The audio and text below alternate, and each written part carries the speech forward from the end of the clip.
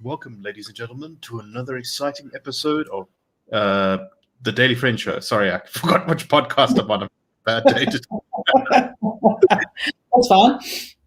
I'm, of course, your host, your forgetful, bumbling host, Nicholas Lorimer, and I'm joined today by Miss Sargon. Sarah, how are you? I tend to be a bit bumbling and forgetful too, so I'm with you, brother. Very good. Good to know that I'm in good company. And Mr. Herman Pretorius. Herman, how are you? I mean, apart from facing existential dread, I'm envious of your forgetfulness. I mean, I just, as I was listening to this opening jingle, I just thought, boy, this podcast, it begins so hopeful. I mean, really just so cheerful, and the Soweto strings just doing their thing, and then we just arrive on the scene.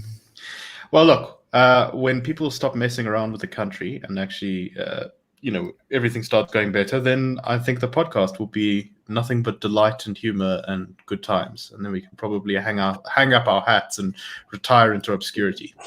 Not in my time.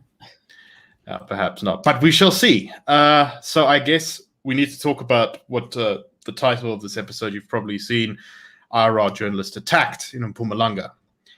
So our colleague Gabriel Krauser, he of even greater beard than I, has gone off to Mpumalanga to investigate the story about some killings of farm workers in Piet Retief, also known as Mkondo, in Mpumalanga.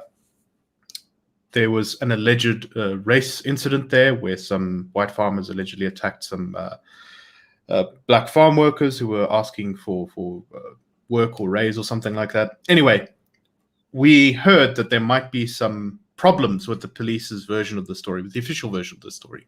So Gabriel was sent off to investigate whether there was any truth to those claims, and he has found that there is another version of the story entirely.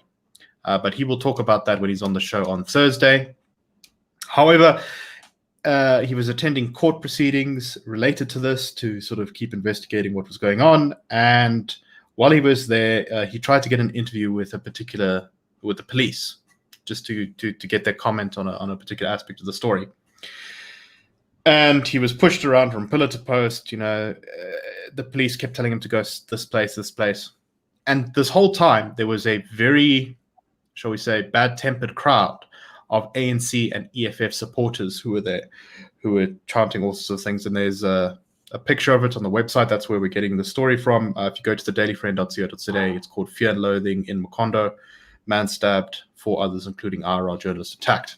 Anyway, so Gabriel, in pursuit of this policeman, was sent by the police to a total garage 3 blocks down the road. And when he arrived at the garage, he saw no police. Instead, there were protesters, many in ANC and EFF branded attire, one of whom, in a plain green shirt, shouted "Mlungu" at him while staring him down. He decided to turn the car around because it didn't look like a good situation. The guy kicked his tire of his car and told him "Mlungu, F off." Then another person ran at him in the car and threw a rock at him at the windscreen. And the person shouted, I'm going to give my bad Zulu pronunciation here, but "Mlungu Nkiza Kubula, white person, I will kill you." And then he heard some more rocks hitting against the roof of his car. So he drove away from the garage after having the windscreen smashed. He later found out that there were some other people being attacked by the stone throwers. He goes into detail about who all the victims were, but there at least seems to be a racial element to some of these attacks. And he associates it, he says that it seemed to be coming also from the EFF and the ANC crowd there. So what can we make of this? How can we fit this into the bigger picture? This is, you could put this down to just the lawlessness that pervades rural South Africa. But it does seem to me to be a bit more insidious, that the situation of this criminal proceeding has been made much worse by this political interference. Herman, let me start with you. What's your take on this story? And just I should mention, Gabriel says he's fine. Nothing bad has happened to him, but I'm sure he'll be able to fill us with more details when he's on the show on Thursday. Herman? Your thoughts? Yeah, so I think you're right in flagging the general lawlessness. Something that I've been looking into and trying to read some sociological analysis of is why South Africa is such a violent country. I mean, we are a terribly violent country. I mean, by global standards, astonishing. In the top 10 of the whole world. Yes, possibly around number 9, somewhere around there. And this sort of petty violence occurs, I mean, in a town with heightened police presence. So you have this element, I think, of lawlessness. I think you have an element of South Africa just being a violent society, of course, made no better by its history, but that being no excuse for not seeking improvement. Then you have the problem of the police being, as what's the moniker or the description that Michael Gove so tellingly used of Jeremy Corbyn, present but not involved. The police present but not involved in maintaining law and order. And then I think you also have the design of this. I echo your sentiment, Nick, that there's something devious going on here. I don't think one can dismiss these things. It's an election year. The ANC is running out of road, and I mean it's very clear that they only have the race card in many instances left to play. But more than that, if I could just interject here, is that the EFF seems to be unashamedly joining forces with the ANC at this point. The fighting between the two seems to mostly be gone. It's all directed at Cyril now, and the EFF is embarking on a deliberate project to destroy race relations in South Africa. Yes, and I think that's certainly a part of it. And the one thing that I remember from our visit to Senekal last year, with sort of similar circumstances, I don't think the situation was this heightened, because the deceased in that case was a young white man. So the aggrieved, angry racial grouping was very much not typically ANC EFF affiliated, where in this case it's just this very potent cocktail of alleged white murderers, black victims, and then the narrative of blackness being under attack, and just the potency of it. And what reminds me specifically about the Senekal incident is I remember speaking to black people on the street there, observing the circus coming into town, that the protesters and the violent, the real instigators of aggression and violence and disorder were bussed in from other communities. The communities themselves, so often in these cases, are, immensely human. Understanding of the fact that a human life had been destroyed, perhaps multiple lives destroyed by this incident, and that much is at stake on a human level. But then you do get the fabricated hatred and anger that is so obviously politically motivated. And in that, there's a blessing and a curse. The curse is that the EFF and the ANC have nowhere else to go, and they will go continuously and increasingly down this route. So that's the curse. It's immensely dangerous. We're on a very, very dangerous trajectory.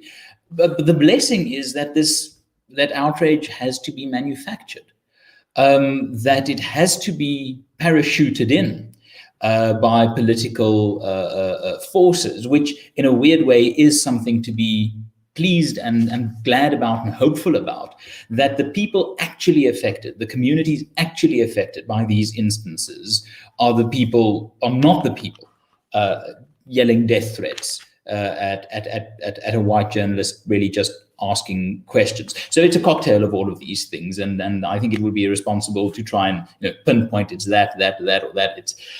But it depressed me. So seriously, I joked beforehand that I woke up this morning with today was going to be a good day, and I read that and it really threw me. And there's this primitive problem that I have, that we have data from the Institute, 10 years worth of data showing that there is this moderate middle, but there is something immensely powerful to anecdotal telling of suffering. And I think that's part of why this whole lived experience thing has become so popular, is that the data might say one thing, might say that there is this moderate middle in South Africa, but it's very, very difficult to read of a lived experience and not be moved on a human level, almost against your will, to be despairing of the country.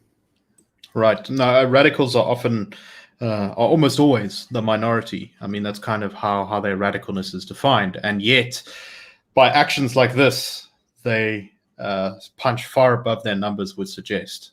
I must say, this is not, I've never had such a dramatic encounter as Gabriel's just gone through, having rocks thrown at him and people threatening to kill him.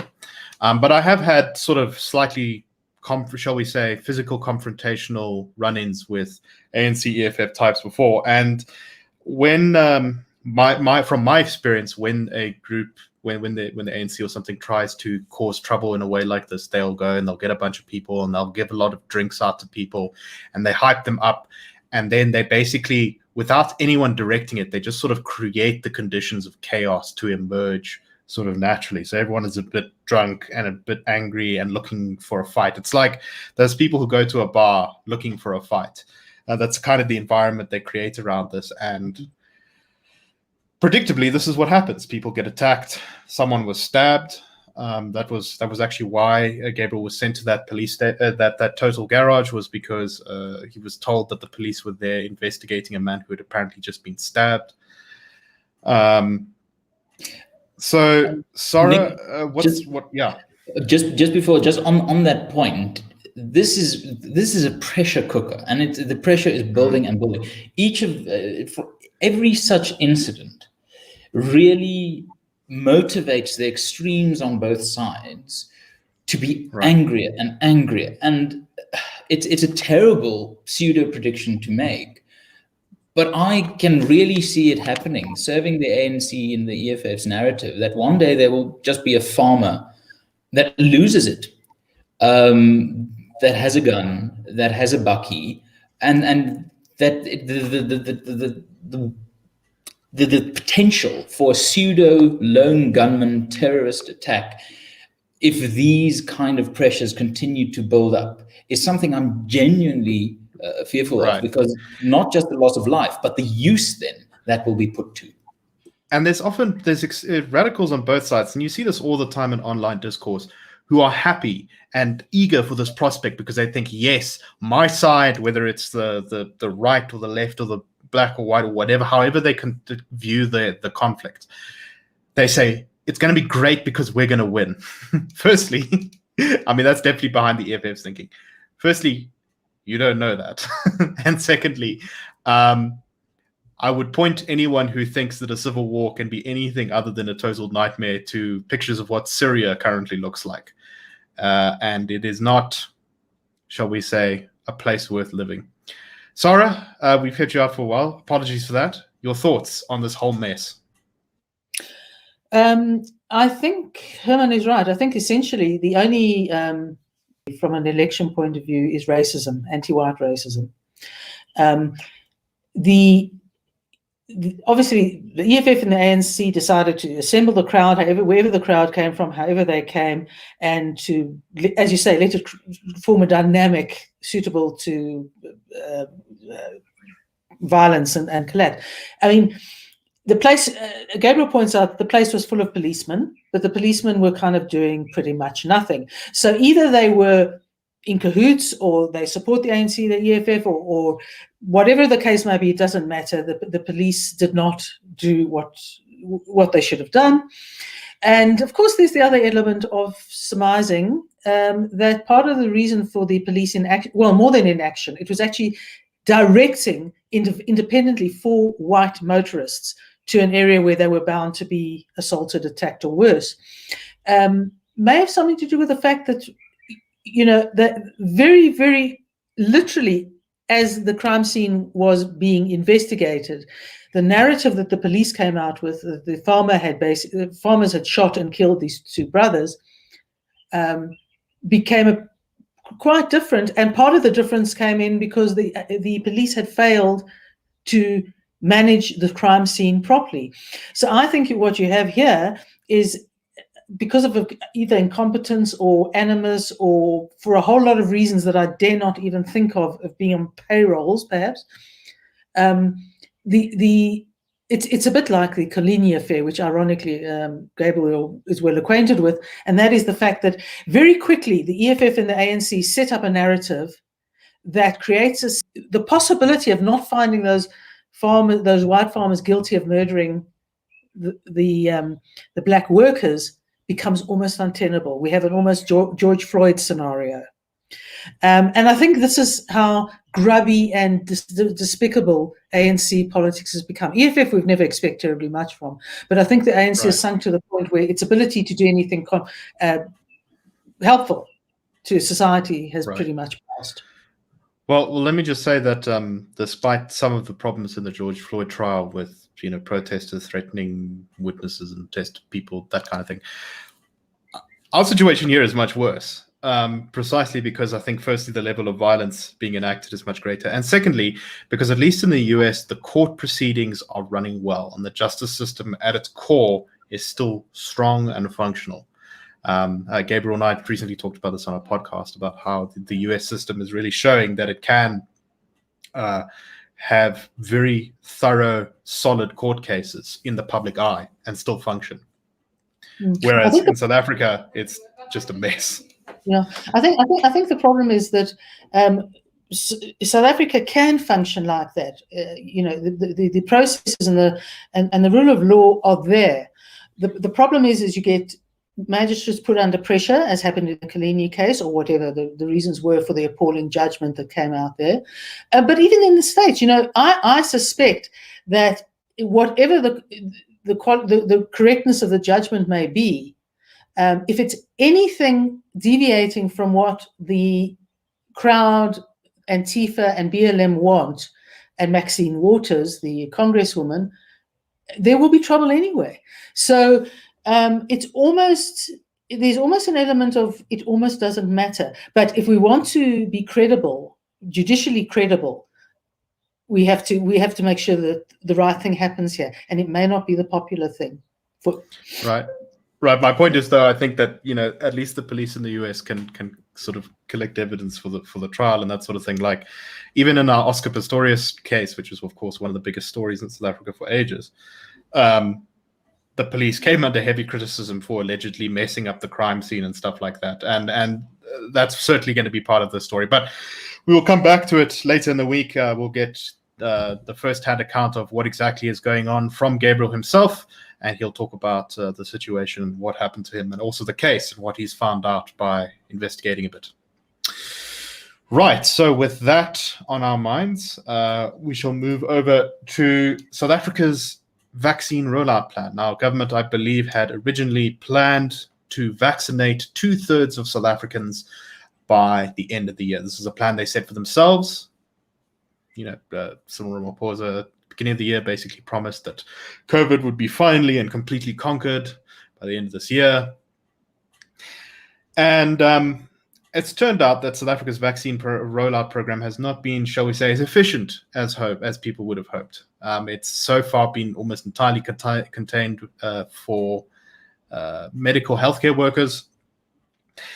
And some people in the media and in government's orbit and in government itself have blamed what they call vaccine nationalism, which is the supposed hoarding of vaccines by the first world, or vaccine apartheid, as in there's some countries with access to vaccines and others which don't have access to them, and that this is the reason that South Africa is slow.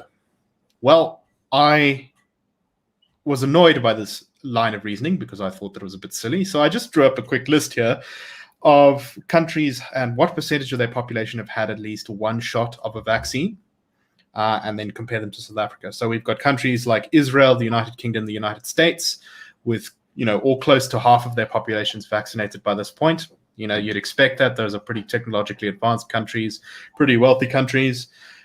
Most of Europe is around 1/5 of their population vaccinated, a little bit less.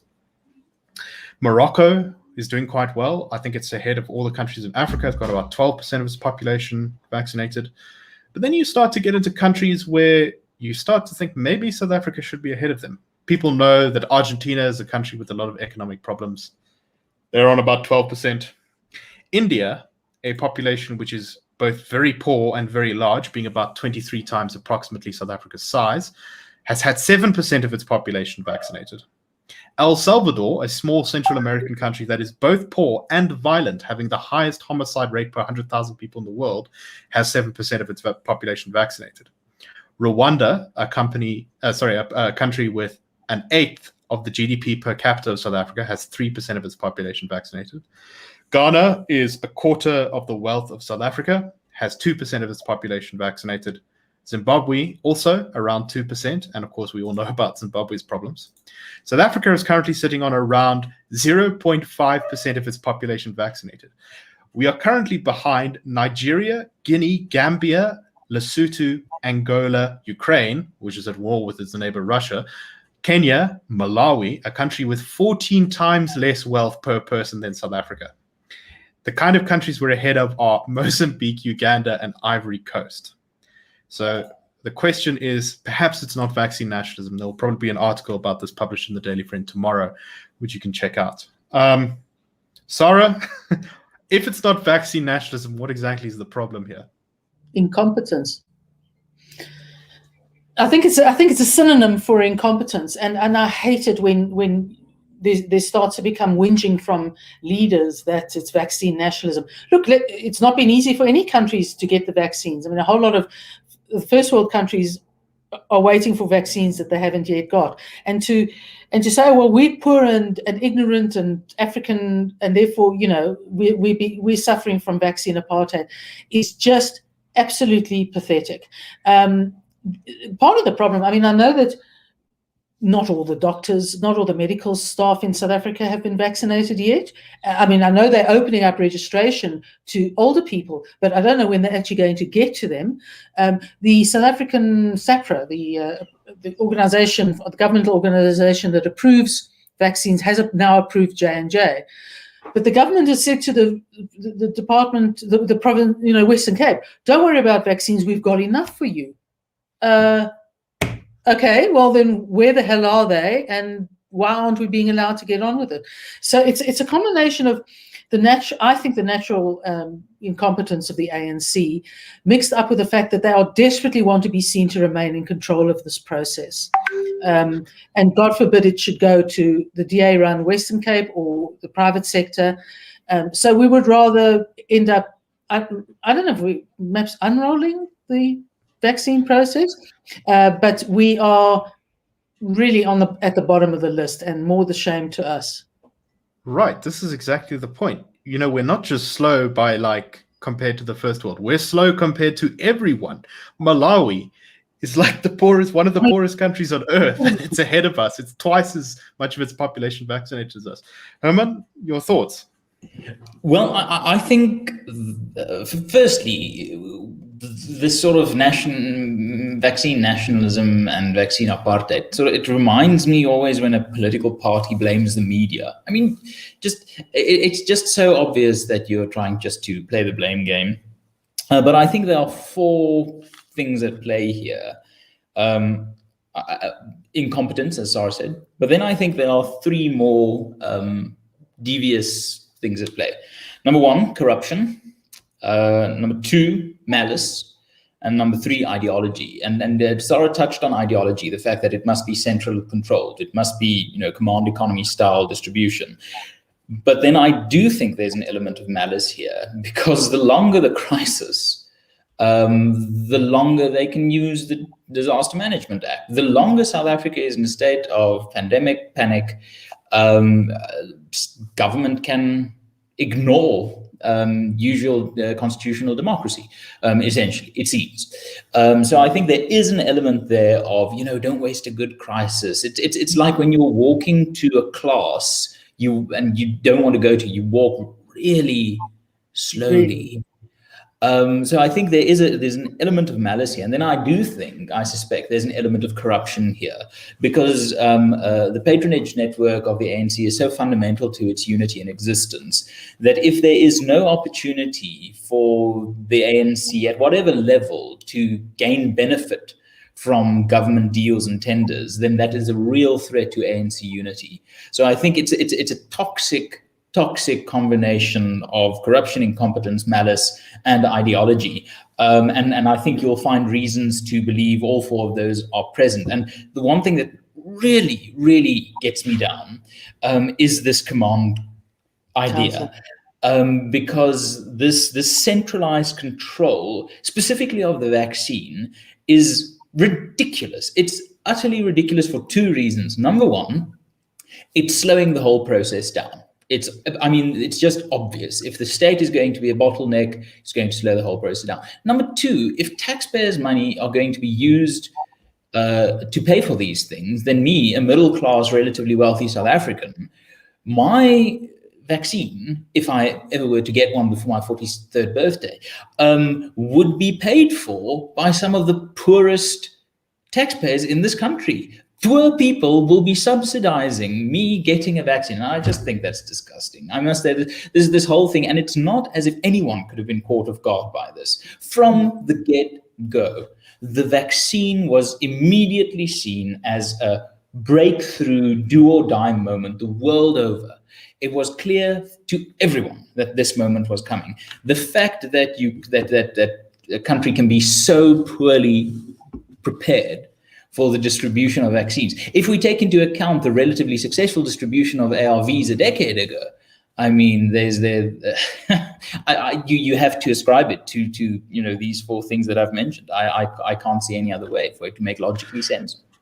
Right. This is exactly why when people in South Africa talk about, are you going to get the vaccine? Did you hear about the side effects? Because, of course, there's been some problems with the J&J vaccine that have been widely publicized.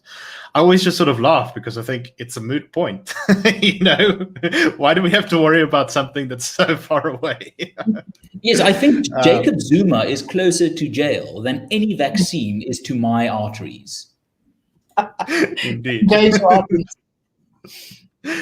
Anyway, so obviously we're going to keep talking about this because I think in my mind, this is one of the most incredible displays of incompetence and ineptness by the national government, probably since the ANC came to power. I mean, local government, you can probably find places where the ANC has done a worse job.